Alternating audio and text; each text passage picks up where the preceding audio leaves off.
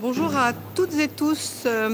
Je suis venue ce matin assister à une réunion des ministres de la Défense de l'OTAN.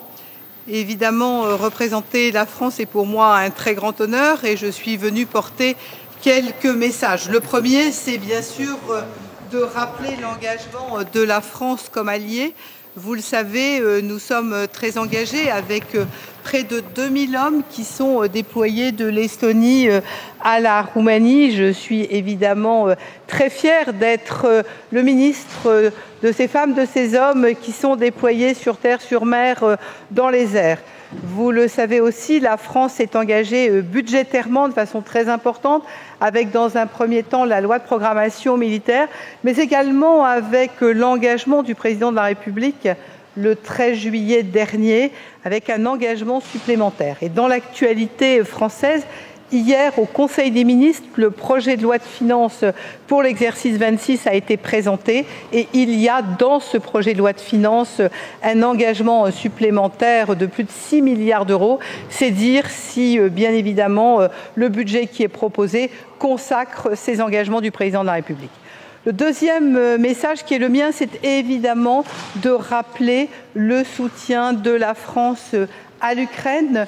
La France est maintenant engagée depuis 2022. Vous le savez, ce sera aujourd'hui l'occasion de travailler avec mes homologues sur ces sujets.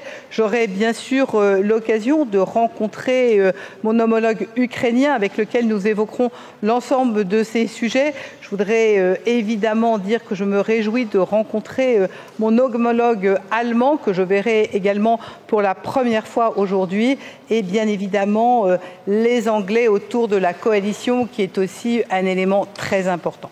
Le troisième message, c'est évidemment celui de notre défense, puisque nous le savons, si dans le soutien à l'Ukraine, nous remarquons que la Russie, malgré les discussions éventuelles de pourparlers, continue au quotidien à bombarder, et à bombarder notamment des éléments stratégiques majeurs. Je pense par exemple à tous les éléments de chauffage extrêmement importants, les sources énergétiques qui permettent au moment de l'hiver de se chauffer. Nous voyons qu'il y a une nécessité de se mobiliser. De la même manière, nous voyons que de plus en plus les espaces aériens des pays de l'OTAN ne sont pas respectés.